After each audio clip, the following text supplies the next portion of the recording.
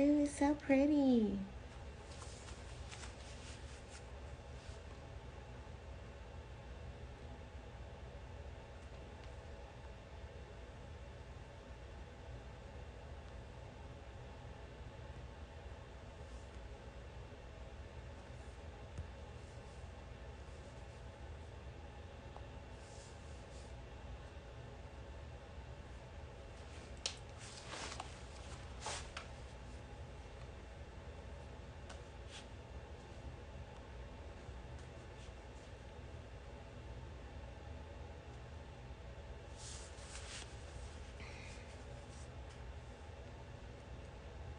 Hello. Hi, Stephanie. Hi, Sissy.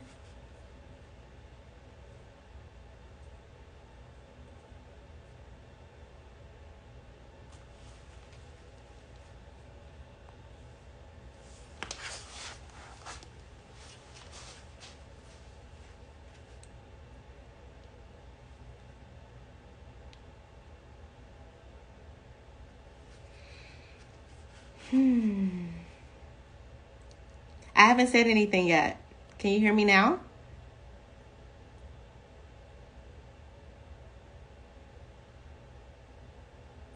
Can you hear me?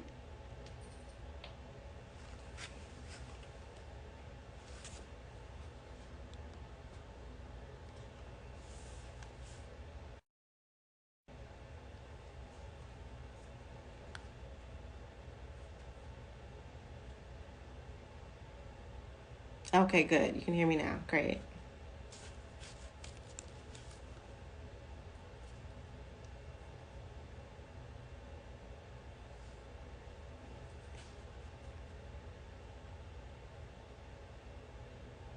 I think I'm going to give it a few minutes and then I'm going to go ahead and start.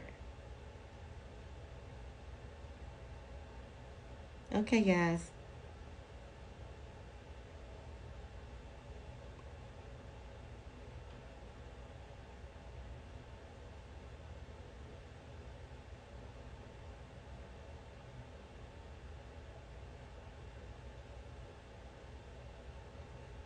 Okay, cool beans. I'm going to wait a few minutes and then we can start. Thank you for joining me.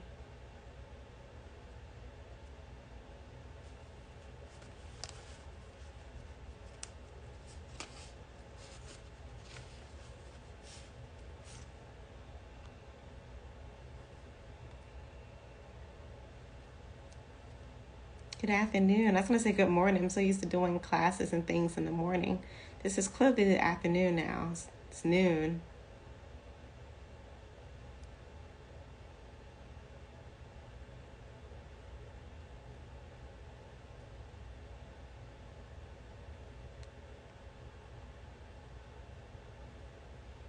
I'm going to give it a couple more minutes. Maybe we'll start at, it's 12:04 now, Eastern Standard Time. Maybe we'll start at, let's give it about 6 more minutes for other people to join, and then we're going to jump into loss, living, and loving outside of sadness and sorrow. Thank you for joining me.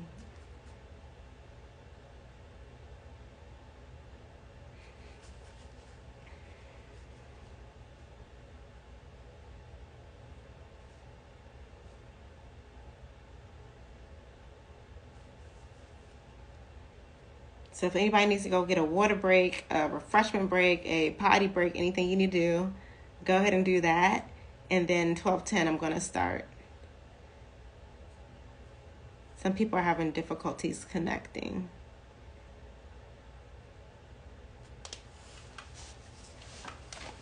I revamped my space though. There's a whole ivy wall now, and my swing is ivied out. I wanted it not to be the secret garden, but kind of like the freedom enclave. And so I've changed my basement to look like nature. Because I don't know about anybody else, but for me, I find a lot of peace being in nature, being in creation. And so there are ivy vines all throughout my basement because there needs to be a space, especially working remotely or teleworking, There needs to be a space where we can just be and have peace and be able to separate our other responsibilities. So my basement is now my freedom enclave. Thank you. I put a lot of work and effort into it. Hi, Rachel. Hi, Kay. I was just talking about the renovations to my basement and how I ivied it out and have flowers and butterflies and just a space of peace, especially when us, a lot of us are able to work remotely. Some of us aren't, but having that space to just be and find peace and separate from work. So I told everybody I'm giving them until 12:10. Some people were having difficulties connecting. Some people are hopping out of church and other responsibilities. So here on time, but also want to give people grace, right? So I'll start at 12:10. So if you need to grab refreshments, you need to go to the potty, whatever you need to do, go for it. And I'll start talking more at 12:10. And of course, you know, this is Lost. This is our living and loving outside of sadness and sorrow class. It's a little bit different from the last time. We're not on Zoom, we're on IG Live, so it's new for me as well.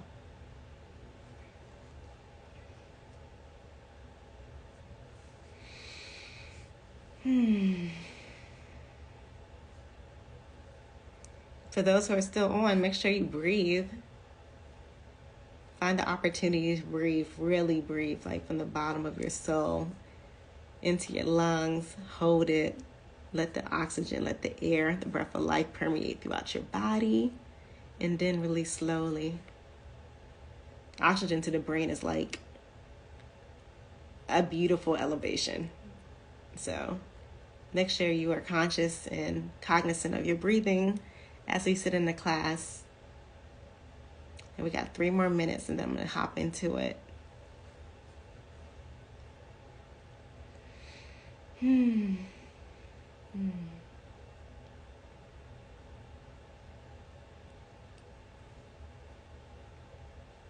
It's actually really funny because I'm sitting in my basement and I got my back door. The drapes are open, so I'm able to see all the red-breasted robins. I'm here to see the blue jays. We probably have 3 different type of deer in the forest behind my house. So sometimes it's good just to stop and take in your surroundings.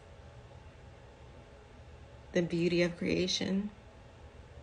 My cat's down here, so hopefully I don't have an allergic reaction. I'm doing pretty good thus far. But yeah. It's a good day to be alive.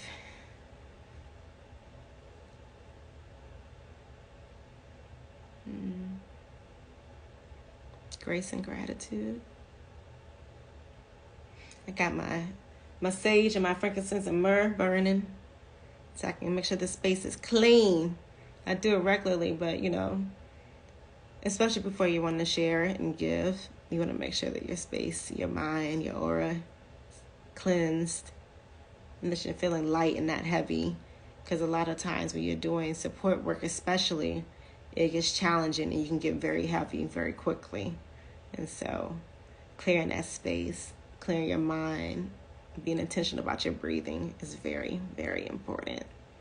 So we got about another minute, and then we'll go ahead and hop into Lost, Living and Loving Outside of Sadness and Sorrow.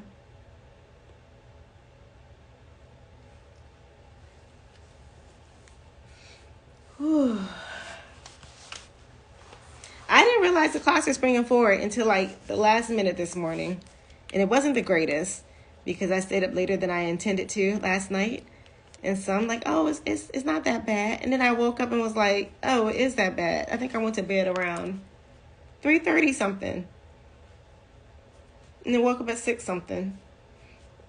But I'm feeling refreshed and grounded. I was able to get up, take care of things around the house a little bit, do a goddess bath, a cleansing, a sacred rest, idealism. So it was good. It was good in the long run. All right, y'all, it's 12:10. Let's get to it. So January, I started my Light Beyond Trauma Healing series, which is essentially a series of classes that were supposed to be interactive and engaging for myself, but also the people who were joining me in these classes. There were different topics for each month where we went over different challenges, but also experiences and lessons that we could have as we move through our daily lives. And so January, oh Lord, I feel so old. January was attachments versus connections, and understanding who is attached to you and who's connected to you. What is a parasitic relationship or dynamic versus one that is empowering and encouraging. And then February was affirming advocacy, where we talked about our intentional act of love, which is affirming self, broken for self, giving to self. And then March, which is this month, is going to be loss, which is living and loving outside of sadness and sorrow. And typically I do it the first weekend of the month, but this month was special for me because the 13th marks 22 years of my paternal grandmother transitioning. And so I thought, what other great day to do it but to honor my grandmother, but also provide support and encouragement and information and resources into how you kind of navigate after loss. So I thought it would be a ideal date to put the class on. So thank you for you all who joined the class, especially after the change in the scheduling and things of that nature. But I think it's going to be much worthwhile. So for those who do not know, I'm Courtney Durrell, but also AKA Zegasis. I have an organization that I started in 2019 called Magic of Sacred Arts, LLC, so MOSA. MOSA is this page, is the MOSA page I have, and then most of you all also have my Zegasis regular personal page. But MOSA was geared because I saw and had been counseling and assisting and supporting people who were doing a lot of silent suffering, people who were feeling inconsequential and felt like they didn't matter, and they were just going through various different challenges in life versus loss, whether it's job, whether it is family, whether it's community, especially in the pandemic. People found out that their way of life had to be drastically altered, and so people experienced loss on different levels. But MOSA was geared to provide a creative space for transformative healing and growth. And so a lot of times we see organizations, and they're good and they're doing great work, but you want to also focus on the human-centered approach, their human dynamic, that person at their essence or their core. And so that is why I created Magic of Sacred Arts, LLC. I do sacred support services, everything from blended bliss, which is me being a wedding officiant because I'm a licensed and ordained minister. I do everything from restorative rites. We see a lot of times in different communities like quinceañeras or bat mitzvahs or different other cultural and religious practices. And so I wanted to find a space where people of color, African Americans, Black people, Black folk can celebrate themselves, celebrate the womanhood when a female goes from, childhood into puberty and menstruation, how we celebrate and provide information and resources and tools around that. I do readings, both intuitive, but also in other spaces. And then I do public speaking, and I hold classes and workshops such as these for individuals, but also for organizations, churches, and corporations. And so that's a little bit of Magic Sacred Arts. I am Zegasis because I'm a love child of a zebra and a Pegasus. So a Pegasus being this valiant, courageous lover of people, protective people, but also a zebra because every zebra has stripes, but none of them have identical patterns, which means that I feel that through compassionate conversation, I can always connect to anybody. I think the most beautiful thing about the world is that we have different, unique fabrics, and we bind them together and it becomes a tapestry. And so I think a lot of times people get uncomfortable with people who are different from them, but that's the best space to learn. That's a beautiful opportunity to learn. And so that is why I call myself Zegasis, because I am a love child of a Pegasus and a zebra. But let's get into it. I also want to give kudos before I start to all the service people. So all the people fighting in the military for us so we have our freedoms and our opportunities, to teachers, to nurses, to patient care assistants, to doctors, to social workers. Woo, woo! Social workers for sure. I got my MSW back in 2018 with Howard University. So I want to definitely shout out my social workers and all the various different tracks of social work and how diligent and how valiant they are and tenacious to get some of the tough work done that a lot of people don't have the emotional or mental bandwidth to sustain. And so I just want to throw out a love and kudos to you all. Love and kudos to the teachers, nurses, social workers, anybody in a service or customer service oriented role. When you don't often get the appreciation, you typically get the complaints. I just want to acknowledge you and just love on you and thank you for all that you're doing.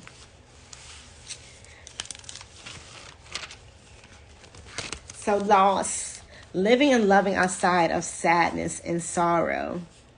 And sometimes we forget that loss comes in different ways, right? And so we have loss in the forms of death, where somebody physically transitions out of this earthly realm. You have people who have make an intentional decision to leave you, whether that's a spouse or a friend or a business partner. You can have a loss in confidence, a loss in esteem. You can have a loss of a business or a loss of opportunities. You can get a loss of a home or finances. A loss of a child or a baby, loss of identity. You can have loss of sight. That means you're losing your sight of your vision and your purpose. You can have a loss of trust in self and even others.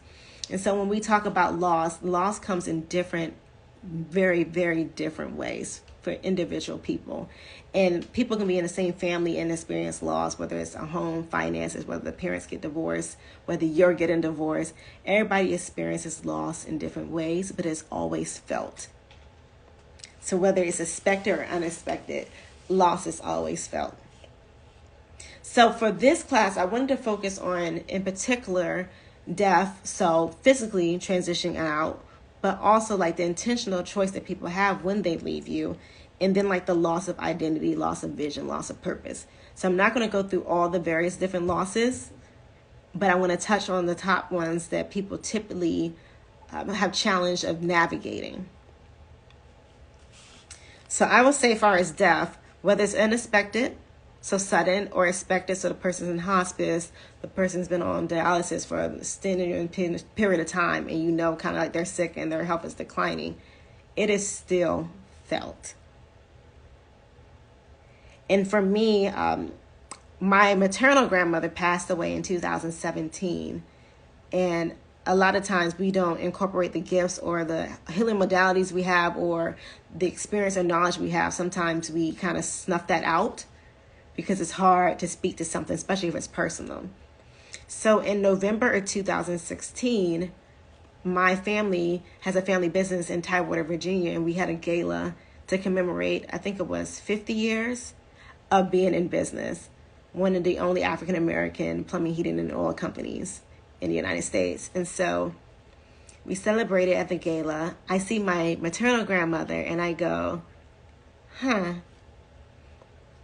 I had looked at her and her face was 3 shades darker than what it typically would have been.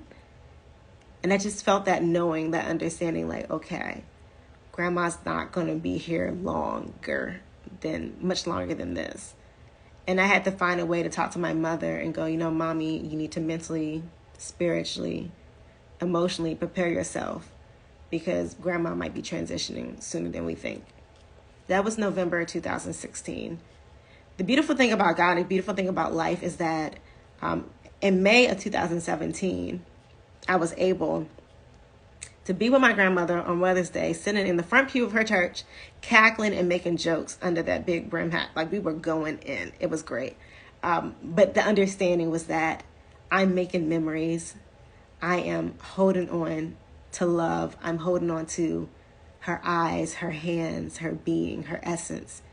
Because when we have those opportunities and we know, seasons in life come and go, we want to embrace and love on people as much as possible. We don't want to have those times where we're like, oh, I wish I would have said that. I wish I would have done that. We maximize and optimize every opportunity that we have to spend time when we care for someone. And so got to spend Mother's Day with my maternal grandmother, and then she transitioned, I think, within 3 days after that.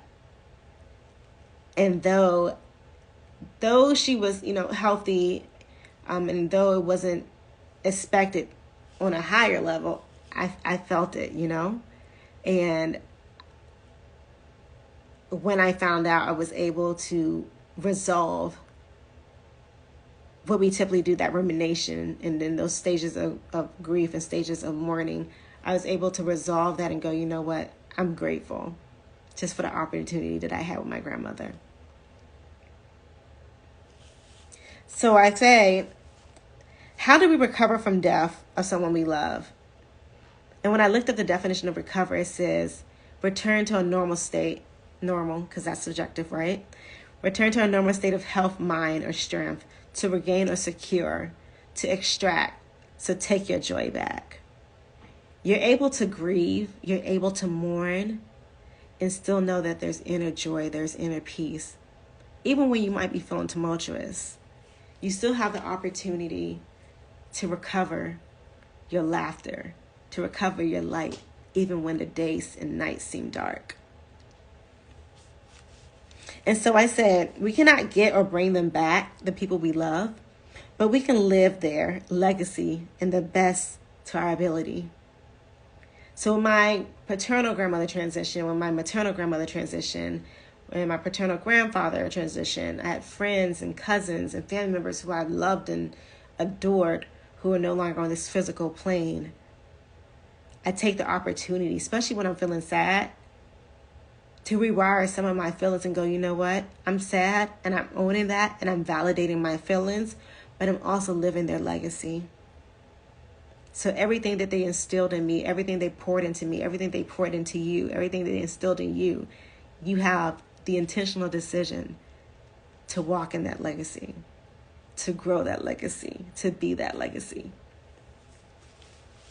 And so I keep that in mind. And I say, we share and give love primarily to ourselves and then give grace and love to others.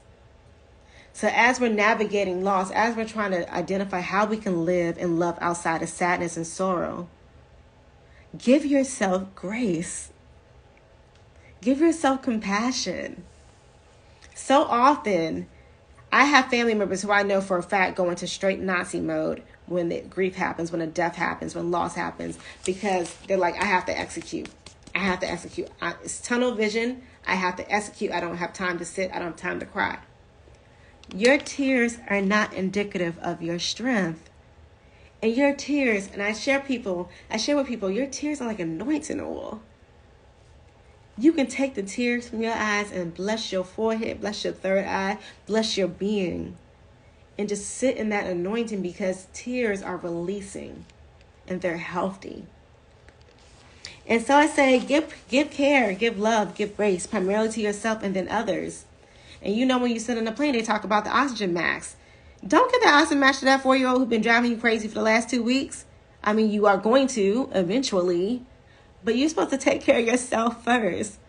And when we are not taking care of ourselves first, when we're not edifying our essence, we're not encouraging our heart, that's when we become depleted. That's when we become drained and empty. And then at that point, you can't give to anybody else because you don't have nothing for yourself. You don't have nothing to move off of. You don't have no foundation to build upon because you're empty and you're tired.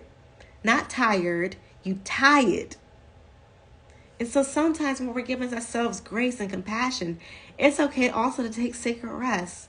Sit your behind down and just breathe and be.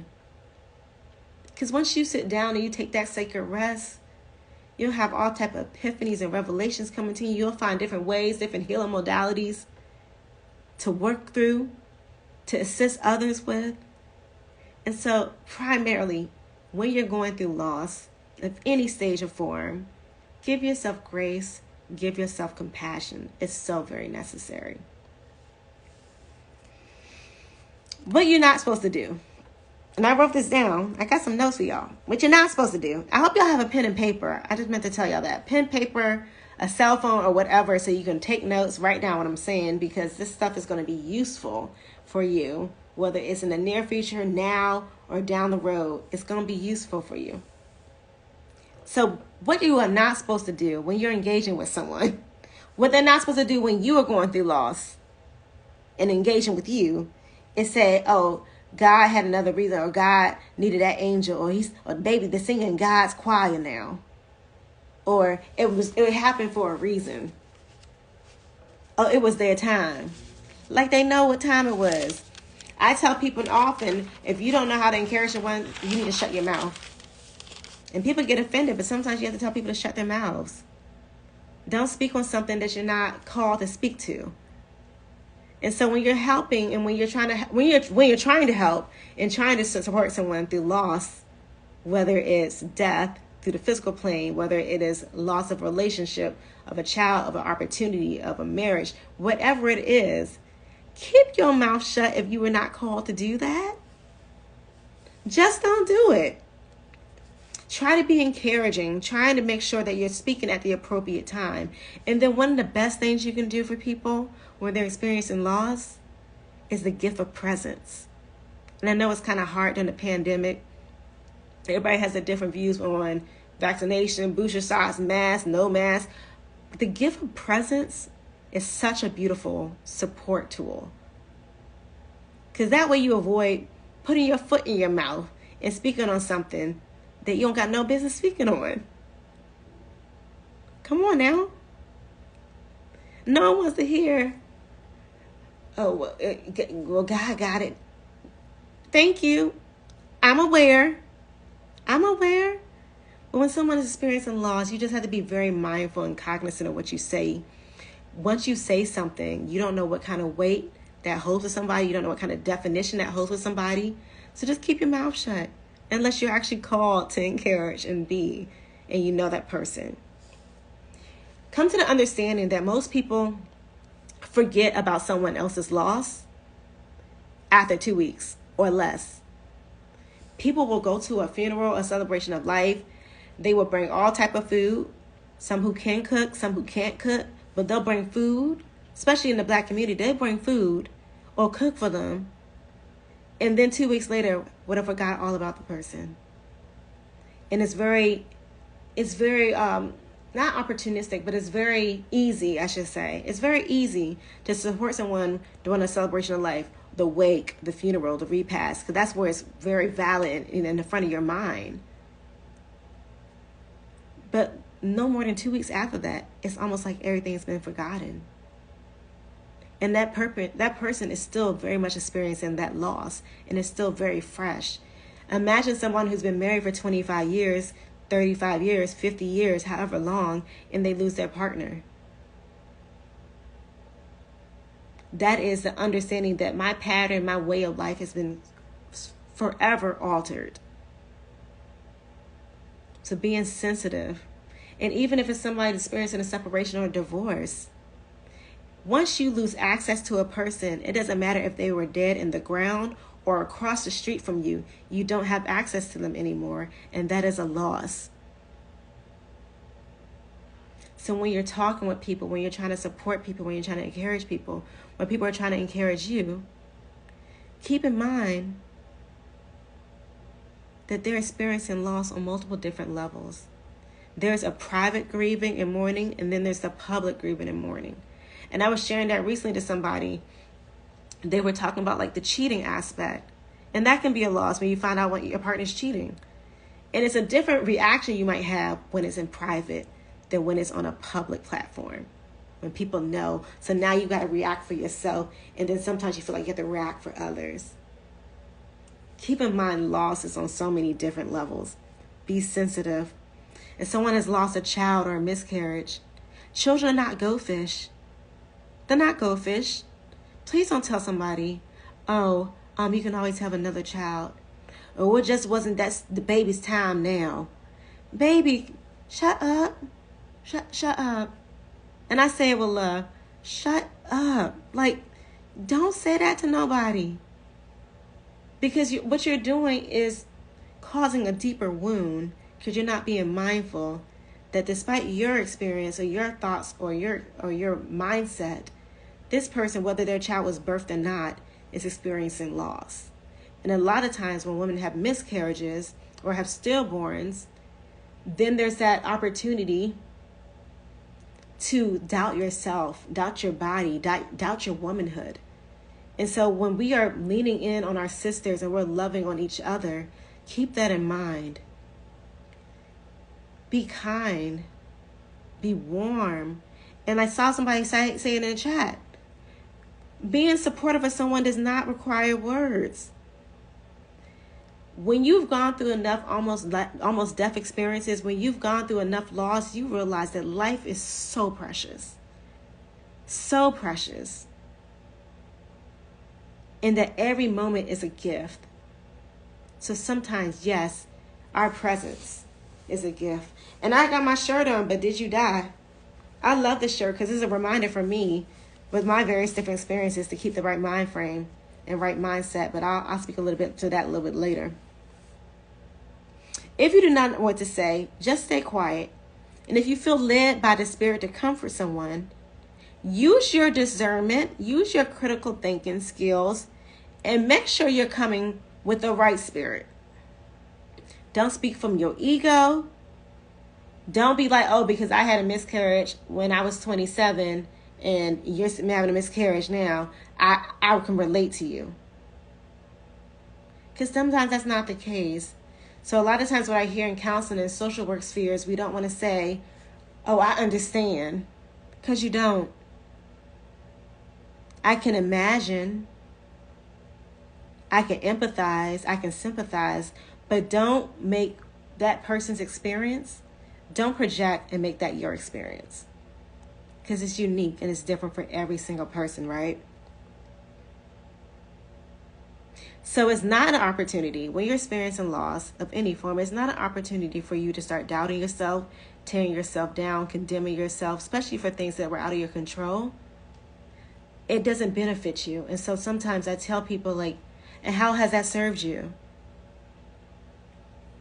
The negative narratives that you're telling yourself, how you're beating yourself down, how you're guilting yourself, the shame you're applying to yourself, how you putting yourself on trial, Jonah arcing yourself, putting yourself on a stake. How is that serving you? And how does that make you feel? And if it doesn't make you feel good and it's making you doubt yourself and it's making you condemn yourself, release that stuff. Because it's not going to help you on your journey. It's as if you're picking up guilt bag, shame bag, pain bag, disassociative bag.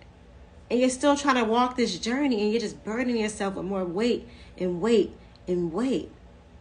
Why do it if you don't have to? So understand that there's beauty even in the hurt of knowing. And all of us, I think, experience that in different ways, whether it's a partner, a friendship, family member, people that you rock with, people who you had back. When they walk away from you with an intentional decision to walk away from you, that crap hurts. But there's beauty in the knowing where people stand. Some people will leave you, and some people will cleave to you. You embrace those ones that stay. In and out of season, whether you up, whether you're down, whether you got money, whether you in between some money, whether you're healthy as an ox or you going through challenges medical-wise, health-wise, you rock with the people who stay. So those will leave and some will cleave. Embrace those people. And then go and say where you are genuinely celebrated. So it's not enough. Y'all see my cat? She decided she wanted to join me. It's not enough for us just to be in spaces where we're tolerated. We don't want to do that. Because that doesn't make us feel good. That doesn't make the other person feel good. Ultimately, it's just a parasitic dynamic. Like, go where you are celebrated. Genuinely and authentically celebrated versus tolerated. That goes for family, friends, spouses, business partners. Whoever. That goes for whoever. Go where you are celebrated. And then celebrate yourself. Even when you're sad, celebrate yourself. I did an intentional act of love literally the other day. And I said, sometimes even when my spirit is sad, I smile and I emit light. And sometimes that's what we have to do. Just emit light and love on ourselves, even through the tough times, even through the dark times, love on ourselves. Some don't have sight because they're not aligned with the vision or purpose of your life. I used to be a person who would hold on to people. Like, hold on to people. They be cutting me. They be beating me. And I'd be like, no. There's breath in their body. There's a chance for change. But there's potential that they'll be different. Stop holding on to people that have already let you go. And that's okay. Once you come to the realization that this person's let me go, this person is parasitic, this person is an attachment, this person is pulling for me, so I'm losing my strength, I'm losing my desire, I'm losing my heart. Let them go. You can love them from a distance. You can pray for them on a distance. If you need to lay prostrate on your face and tarry and cry and wail, you can do all of that from a distance. Losses are lessons, not actual losses. So even when we lose somebody in the physical realm, even when we lose our confidence or our esteem, we lose the child we were carrying, we lose our house or finances, we lose a job. All of those are beautiful lessons. For me, when I had my miscarriage, I was very much enthralled in a lot of different things. And I was focused, and I was dealing with a lot of different things, a lot of different responsibilities. And I had not realized that I had not grieved, and I had not mourned. And opportunities started to happen where they were triggering me, and I was just like, and mind you, I used to be a doula, so I used to help support life and bring life through the mom. I used to help deliver babies, and after my miscarriage, I was like, I can't do this anymore. I don't have the heart for it. And it's okay, right? It's okay to be honest with yourself and understand what you can and cannot do, what you can have the capacity to do and what you do not have the capacity to do anymore. And so it was a lesson for me, number one, because I have different health challenges, that I could have a baby, right? I could carry a baby, and that despite all the different challenges, this half a left ovary is working overtime. And so finding ways to rewrite the narrative. I could have easily been like, oh, because of the health challenges, this is why this happened. Or maybe because I was stressed out at work, this is why this happened. This loss is not an opportunity to tear yourself down. It's a time to bunker yourself down, ground yourself, center yourself, align yourself, and then identify what it is that you need in that space and time. Being honest with yourself. So you can learn lessons through losses. Oh, I lost my business because my partner was mismanaging money. It's a lesson to learn how to manage money better, to partner yourself better, to discern better. There's just so many opportunities that you can learn, even in loss. You can learn from them, you can grow from them. And I implore you to keep learning and growing each and every day, despite the wins, the gains, the losses, the lessons. Just keep learning every day, because it helps you to grow. It helps you to evolve. I learned from my paternal grandmother not to be an emotional martyr. And today is the 22nd year of her passing. And I love my paternal grandmother. I love both my grandmothers. But we had two different relationships, right? And I learned from her, she valued family and she valued the church. She was constantly in the church. But sometimes we focus so much of our strength, our energy, our talents, our treasures, our gifts into a space, into a group of people, that we lose sight of ourselves. And people always say ministry starts with you. Ministry also involves loving on yourself, gracing yourself, compassion for yourself. Not becoming an emotional martyr, but instead being a spiritual doula. And I'll be teaching a class about that later on. The difference between being an emotional martyr and a spiritual doula. You're supposed to work smart. You're supposed to support smart out of your capacity. Not your essence, but your overflow. Gratitude. With gratitude and grace, it allows you to navigate those difficult seasons, those difficult losses, without losing who you are. Loss can breed distrust, disappointment, and allow for you to disengage. What you cannot afford to do, no matter what loss you experience, is disengage with yourself. And a lot of times, when we experience loss of any form, the first thing we do is cut ourselves off. We try to find ways to numb ourselves. Some people drink, some people smoke, whether they're smoking cigarettes, cigars, vaping, marijuana, whatever it is. Some people smoke, some people drink, some people sex it out just so they can numb themselves. We can't lose sight of ourselves. We can't disengage from self because we are the essence, we are the core. Everything flows through us. So if we are not in tune and we're not aligned with self, then we're out of whack and now we're in dis-ease, which breeds disease. I'm going to say that again. When we are out of line, when we're out of tune, when we are not balanced, when we're not connected to self, it breeds dis-ease, which a lot of times emotional and spiritual trauma and challenges and issues and problems start manifesting somatically. So that anxiety and that stress is now showing up as a stroke. Oh, that pain and that trauma from being molested when you were younger or being sexually assaulted when you were younger is now manifesting to anxiousness and depression. One moment we're depressed, next moment there's mania. We cannot afford to disengage with ourselves. We have to have that heart. Do not allow loss to cut you off from yourself, from your beliefs, from your dreams, from your passion or your purpose. Do not allow loss to turn you cold and unforgiving. Do not doubt your gifts and destroy your destiny waiting to be birthed within you. So I will say, my grandmother, my father's mother, my grandma Magdalene, whose death anniversary is today, she passed away in 2000. I was 12 going on 13.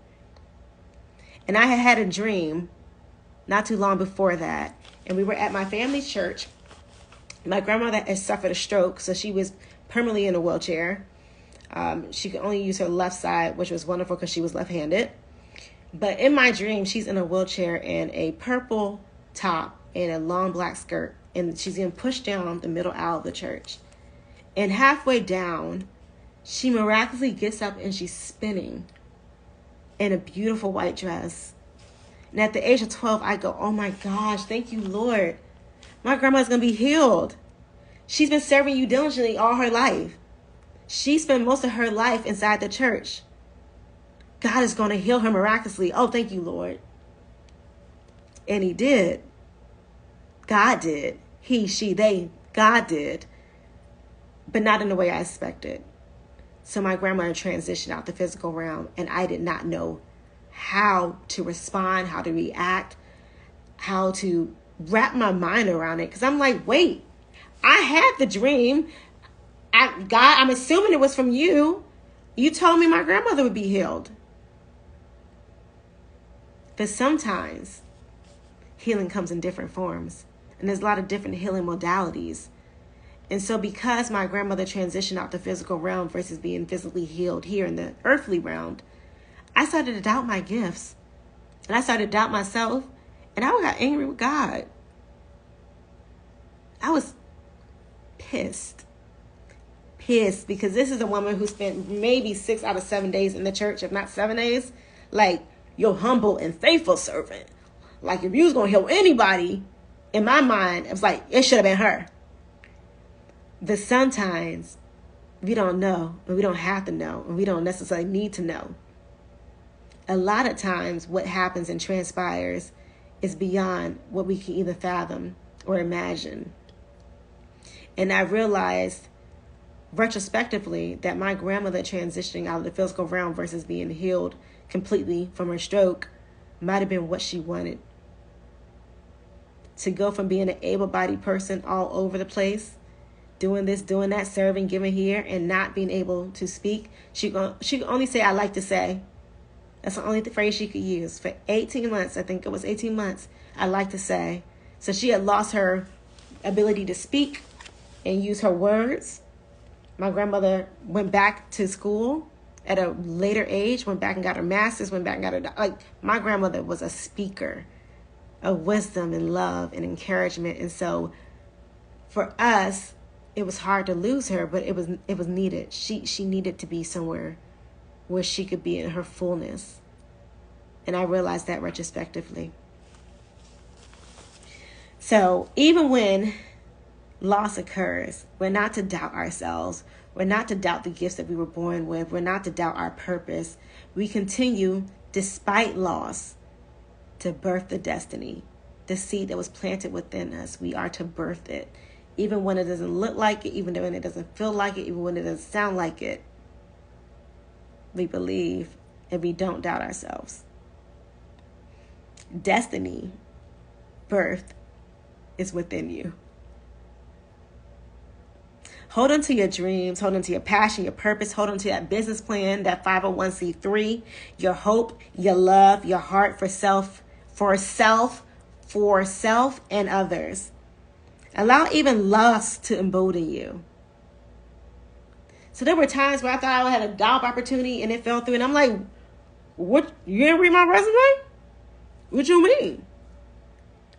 Allow even the losses on whatever different levels to embolden you, fortify you, solidify you.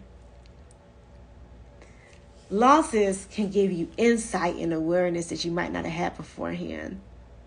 And that awareness becomes knowledge, and that knowledge becomes understanding, and then that wisdom is applied.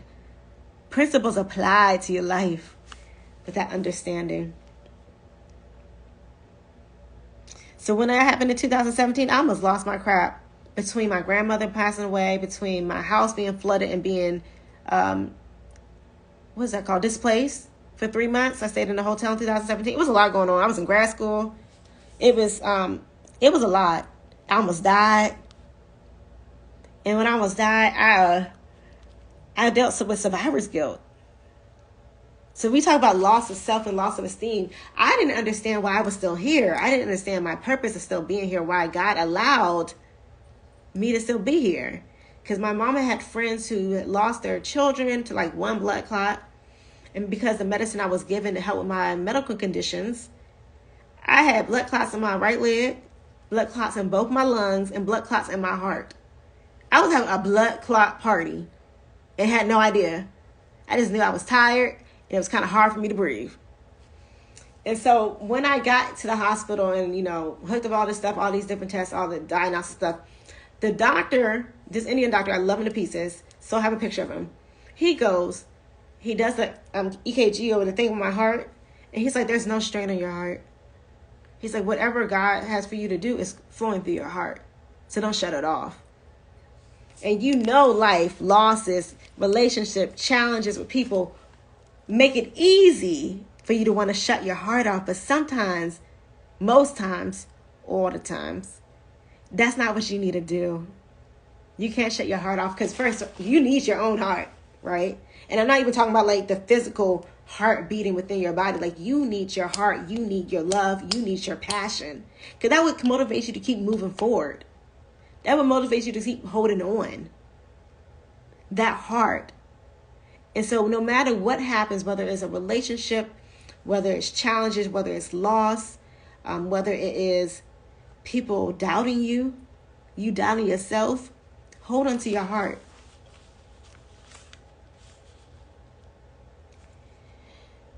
Amidst all the crap that I was going through in 2017, I had to learn how to continue to value myself. And then I realized, and this is not going to sound cute, it's not going to sound happy, how much loss must occur until you realize that you are enough? I'm going to say that again because I don't know if y'all really heard me. How much loss needs to occur for you to realize that you are more than enough? If we have nothing else, we have God, we have ourselves. We have ourselves. We have ourselves as beautiful, multifarious, multidimensional, beautiful, and brilliant beings. We are learning and are actively healing ourselves through faith, love, diverse healing modalities, and a deeper understanding. That deeper understanding allows a diversity of resources and tools for healing. So you got to hold on to you. You got to give to you. You got to be for you. You got to do for you because you are dependent upon yourself. You are dependent upon yourself. And so when losses are occurring, that's when you tap into you. That's when you ground yourself even more. That's when you align yourself. That's when you center yourself even more when those losses occur. Because you gonna need you. And then those who are attached or connected to your legacy are gonna need you too. For some of us, that means stepping outside of our comfort zone so we can start living rather than existing. For some of us, possibly all of us, that involves stepping outside of our comfort zone and living rather than existing.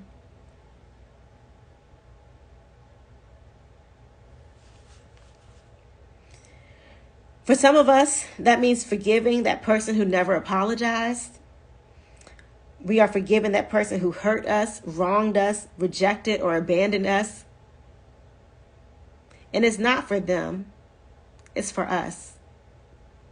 It means forgiving ourselves, forgiving yourself for things outside of your control and for things inside of your control. Anybody who knows me know I can't stand on accountability partner, because I'd be like, accountability partner, what? I don't like to be told what to do. But hold yourself accountable. Forgive yourself for things inside of your control that you cannot change. And forgive yourself for things outside of your control that you also cannot change. Let the past be the past. Learn from it. Heal from it. Grow through it. And help that to embolden you for the present time so that you are present in the present. I'm going to say that again. So that you are present in the present. You're not living in the past, so you're not making yesterday today, and you're not worrying about the future, because sometimes, just sometimes, the present is all we have. So being mindful and staying in the present, not the past, not worrying about the future, but just being in the present is essential. Get your control back. Get your joy back. Get your rejoicing back. Get your love back. Get your heart back. Losses are an opportunity to do self-audits and adjust as needed. We can and we are living and loving outside of sadness and sorrow. We might have wounds, but they are healing. Our scars are wounds healed, so we celebrate them.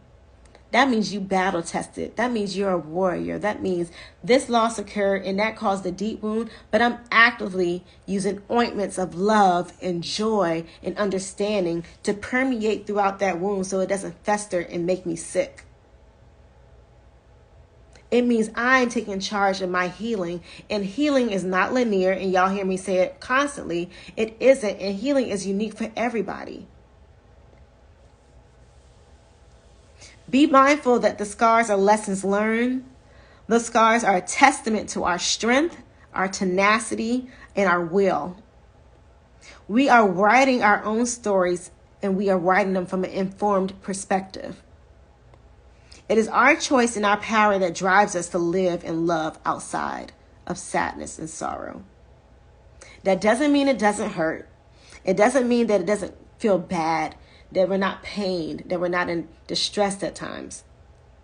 But it does mean that we're not allowing it to overtake us. It's not allowing us to stop us and stagnate us. We are to grow through it, fight through it, war through it, worship through it. Worship, WARSHIP. There's worship, and then there's worship. Okay? Allowing ourselves to feel so that we can heal. The worst thing we can do when we're experiencing loss is to numb ourselves and tap out. In order to heal, you have to feel. And that feeling ain't going to be great. It's going to be painful. Sometimes it's going to be like a churning. Sometimes it can be a piercing pain. But you use that. Let it strengthen you. You grow through it. You fight through it. You pray through it. No matter what faith you have, what God you serve, or if you don't even serve a God, Tap into what it is that you do believe in and let that strengthen you and embolden you so that you are not allowing loss to end you. So feel so that you can heal. No one's journey is the same, but you don't have to go at it alone. And it's been a common theme that I've been hearing a lot, which is you don't have to go at it alone. I say it all the time. Like when people love on you, let them love on you. Of course, there's discernment that plays a part. Where is this person good for me? Where this person is not so good for me? Having that understanding is important. But allow people to be your spiritual doula. Allow people to labor with you as you're going through loss, hurt, and pain. They don't have to understand fully what you're going through to love on you and be there for you. But let people love and support you as you do for them. Flow. And then give yourself permission to be. No matter what loss you've experienced, what loss you are experiencing, loss you will have in the future, feel so that you can heal and then give yourself permission to be. Give yourself permission to heal, mourn, grieve how you want to, whether that means you got a monthly subscription to the daggone Rage Room, whether that means I'm going to a psychotherapist, whether that means I'm going to take off 1 week or 1 day every 2 weeks just to replenish myself and rejuvenate myself, whether that means I'm going barefoot in somebody's nature park. However you need to heal, to be, give yourself permission.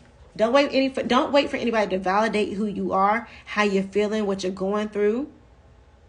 And sometimes people will speak to you, speak at you, and you have to have selective hearing like my daughter does. My daughter got selective hearing all the time. Ryan, can you do this? Ryan, can you do that? Deaf.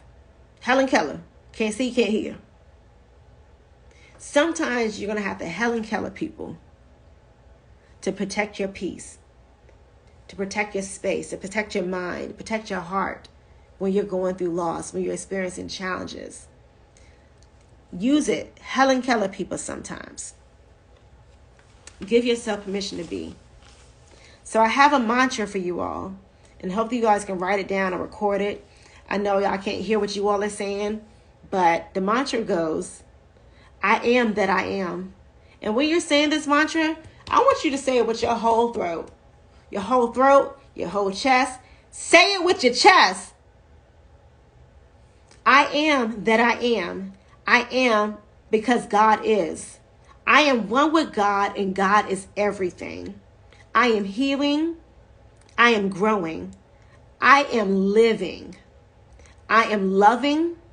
I am forgiving myself and others. I am trusting myself. I am learning to release and replenish. I am that I am. I am because of God. I am because I am supposed to be. B, capital E, period. I'm supposed to be. So I'm going to write this down and give it to you all. But some of the sacred thoughts from today were feel to heal. Give myself grace and compassion. Not all have sight because they are not aligned with the vision for your life. Some will leave, others will cleave. Embrace those that stay. Never doubt yourself, your worth, or your love because of loss. Continue to birth your destiny. Keep believing despite what you're seeing, despite what you're hearing, despite what you're feeling or smelling. Despite, keep believing. Live the legacy. Live the legacy fully and wholeheartedly. Live legacy. Our scars are our wounds healed. Let them embolden you. You can live and love outside of sadness and sorrow. So stay encouraged. I'm going to give you all the prompts on my IG story. I'm going to do it on my Moza page, but also my Zegasis page. I'll have the prompts up there for things that you guys need to think about within the next month or so about how you allow yourself to heal. Am I allowing myself to heal? What can I say, do, and think differently? What can I do to give myself more grace and compassion? How can I use losses to encourage and inspire, motivate myself and others? And then write down each day one thing that I am doing to actively live in love outside of sadness and sorrow. And I'll put that in my IG story so you all can have that information. So if you want to screenshot it or write it down, however you want to do it, that way you can equip yourself with the necessary tools and understanding so that as you're navigating loss, whether it's death, whether it's somebody making an intentional decision to leave you, whether it's a loss of esteem, finances, home, a loss of a child, whatever kind of loss you're experiencing. Hopefully what we shared and talked about today, hopefully the tools and the prompts I'm going to also give you after the class will be helpful for you to navigate those difficult spaces. So if you want to stay in contact with me, it's magicofsacredarts@gmail.com. And then I have my IG page, Zegasus. It's literally Pegasus with a Z. So ZEGASUS_Mosa, MOSA. And then for those who are connected to me in a personal manner, you guys also know my private Zegasus IG page. But the website is magicofsacredarts.org. The class today was free. If you feel like you want to drop a seed, if you've learned something, if it's edified you, if it helped you or encouraged you anyway, and you feel like led to, only if you feel led to, drop a seed. The Cash App is Magic of Sacred Arts, LLC, MAGICOFSACRDARTS, LLC. That's the Cash App if you feel led to drop a seed because of the class that we talked about today. But I love you all. I implore you all to continue to tap into you, continue to be encouraged. There is opportunity and depthy space for you to live and love outside of sadness and sorrow. So happy Sunday, you all. Thank you for joining me. I love you very much. If no one has told you, you are loved and you are appreciated. Bye, guys.